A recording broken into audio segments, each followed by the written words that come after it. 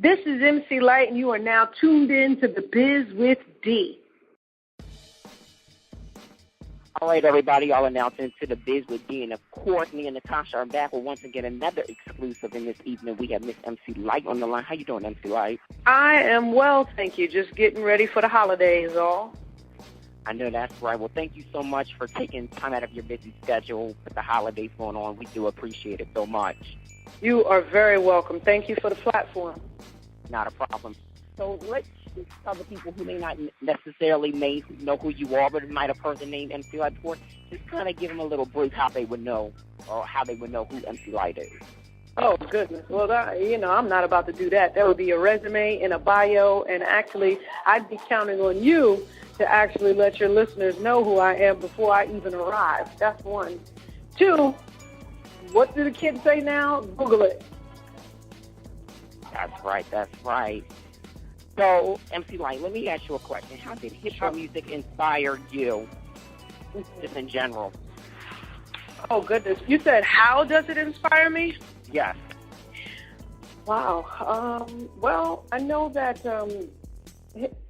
different types of hip-hop inspires me in different types of ways. You know, obviously, when I was younger and I heard Grandmaster Flash and Furious 5 and Melly Mel doing White Lines, or The Message, you know, painting a picture of what the hood looked like and what was going on in the hood in terms of drugs and alcohol and crack addiction. You know, it helped. It sort of inspired me to want to carry through the message to the generation I was a part of, to not be involved with drugs in any capacity. So it inspired me to want to inspire others. And, you know, pretty much the same holds true for today. I mean, there's a lot of lyrics and topics that I may not necessarily agree with, but the overall feeling of inspiration that an MC gives to their audience is what is most appreciated. So, yeah, I think hip-hop is completely inspiring. So what obstacles did you have to come being in the music industry, would you say? Oh, boy. I guess just life, you know. With any career move that one takes, there's a bunch of life circumstances that may come into play, and then you make a decision at the time whether you'll push forward and move beyond it, or you'll crumble and never do that thing again. And, you know, thank God he's given me quite a bit of strength. So when things haven't gone my way in the past, or when, you know, I've looked for a certain pinnacle of success to happen, which I don't feel like I've reached yet, I don't let that sway me. I just keep moving. Well, I just want to say it's very much an honor to be speaking and interviewing you, Miss Light. Thank you. You're very welcome. You're a beautiful woman and very much an inspiration. I just want to say that, first off, you have three of my favorite songs that you were either involved with or either you did were Poor Georgie and Self-Destruction and Brandy, I Want to Be Down, the remix. So I just want to start off by talking about, you know, I Want to Be Down and the impact of seeing that video as a teenager when you came in with the rap, and then Yo-Yo and Queen Latifah were in there, all of which I think you all are pioneers and queens in the world of hip-hop and what you do. And I would say that during the time that you had that reign, which you still do, but when, you know, you all were at the forefront, there was a type of respect that was commanded from you all, and you all did not have to be half naked. You didn't have to use seductiveness to get your point across. So with that being said, I want to know, how do you feel about females in hip-hop now and some of the ways that they come across, you know, to society just with sexualness as opposed to commanding the respect?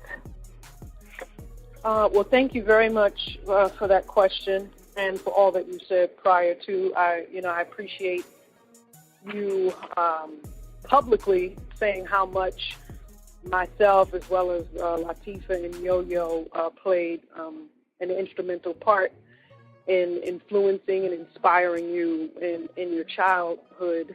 I would say, in all fairness, I have to say that when I stepped on the scene with my rhymes, I don't think it was so easy for people who were older than me and in the game longer than me. I don't know that they understood me either. And so I would definitely say that a lot of what's happening today in hip-hop, whether it's male or female, that is very sensationalized, but I think that's what's going on in the community as well. So I was a reflection of the community at that time. And, having had those come before me speak of things that were relevant, it rubbed off on me. And so now we're actually in the realm, the hip-hop that's out today was definitely influenced by Snoop, by Biggie, by, a lot of MCs that, they had something to say, but a lot of it was flossy too. And I think that seemed to be the thing that the new generation held on to most. So it's most important now to be much more braggadocious, and then that's all. See, I think I come from an era where everybody did their part. So I might brag a little bit on one record, but I'm still going to give you Not With a Dealer on another record. I'm going to let you know the well-rounded individual that I am and things that concern me, the things that entertain me, so I think that's what's missing today. It seems like those who have the microphone are easily enticed by materialistic things, and nothing else is on their mind outside of themselves and what it is that they own. Right.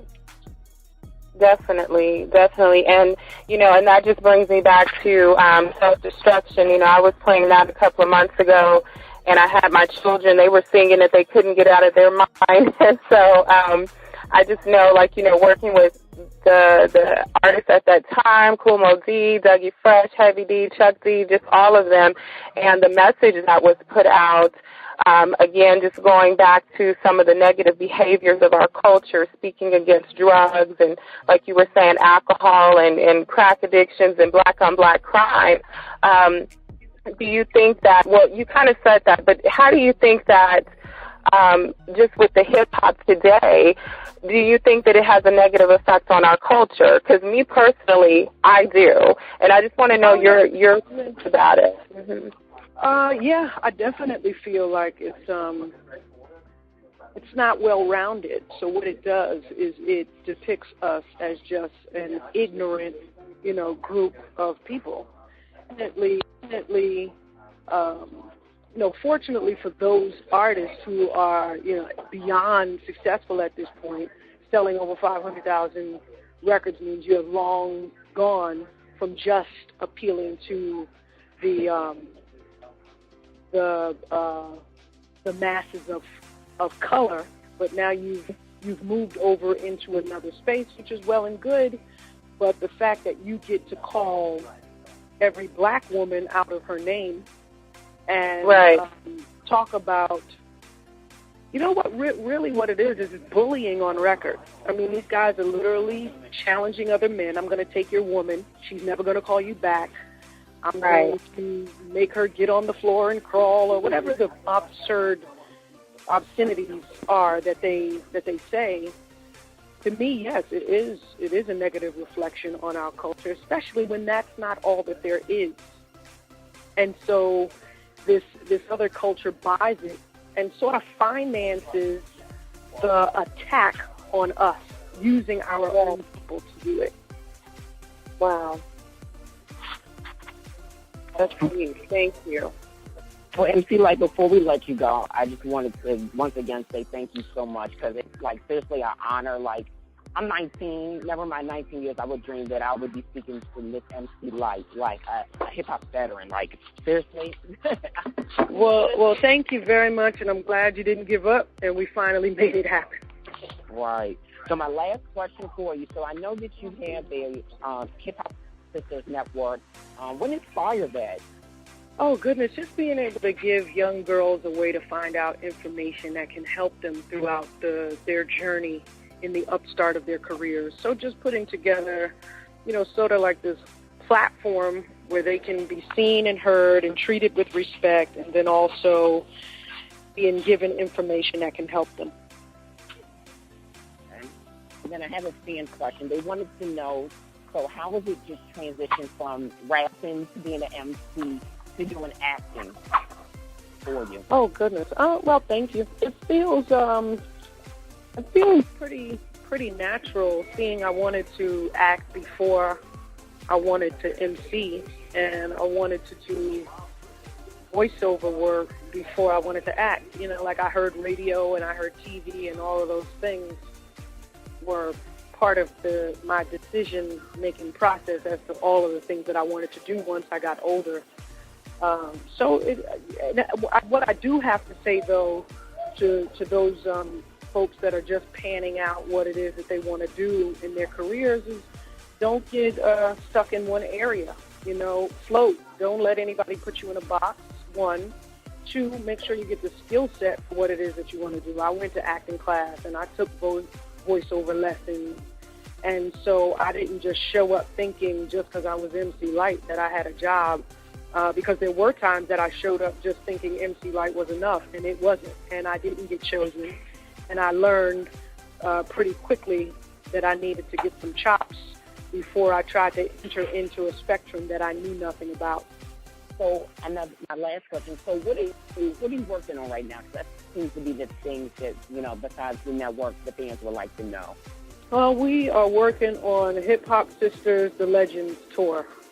We're kicking it off here in Los Angeles on December 22nd. Okay. And we're working out the roster of female MCs that will don the microphone and rock the stage. I'm excited about the foundation. We are giving away a $100,000 scholarship that will be announced on the pre-show to the Soul Train Awards on Centric, and that happens on Sunday, I believe, and Tony Rock is the host, and we get to give away a scholarship to the University of Wisconsin-Madison. And to me, I mean, if everything else were in vain, the fact that I can send someone to school for 4 years definitely feels good. Like I haven't done or been MC Lyte for this long time for nothing. Right, and I have to say that's a beautiful thing to, just want to, I feel like it's so Christian for you to want to do that, and I have to say I commend you, because there's not many people, entertainers, that are doing that nowadays. I mean, Oprah did it, have done it, but not many, Well, the thing is, I don't know that there's so many, and I will say this, there are so many entertainers, specifically hip-hop artists, that do give back in enormous ways. But that's not the thing that the news seems to focus on, and it seems sort of like an oxymoron to a degree, because in one hand you're giving out turkeys and you're helping the community in that way, but then in the other way you're hurting them, you're killing them with the lyrics to your songs. But, a lot of MCs are still learning their way. They're still young. They're still trying to find a way. And it's not easy when you come up in a place where you're called names and you've said names. And, I've even called myself a B on a record before. Like I'm the badass bitch or whatever I said at the time. But when you know better, you do better, and you know how it influences nations of people. And so all of that to say, a lot of them give back, and it's not often, especially these days, that one would have a $100,000 scholarship offered to actually give away. So thank goodness there's a man, Willie May, at the University of Wisconsin-Madison, who loves MC Lyte and loves what I've done over the years, and decided to award me this opportunity to give it to some young kid. But I just think it's the fog, and once the fog pulls over, we'll see a lot of awareness come in to hip-hop and all of its participants. So, MC Lyte, do you have any final remarks before we let you go this evening? Thank you very much. Please, everybody have a book called Unstoppable. You can get it at mclightnow.com, and it'll be autographed. I always say get it from me. You get it from Amazon, it just comes to you. But if you get it from MC Light Now, you'll have a personalized autograph. Join the movement, hiphopsisters.org, and we will be in a city near you real soon. Absolutely. And please let us know when you come to the, Natasha, you're in Alabama, right? Yes, Alabama. Yes, we're coming real soon. We're coming to Montgomery. Hold on tight. And then let me know when you come in the New York or Philly area, because that's where I'm at. Sounds good, guys. Thank you so much for the platform. Not a problem. Thank you. All right. Take care. Bye-bye.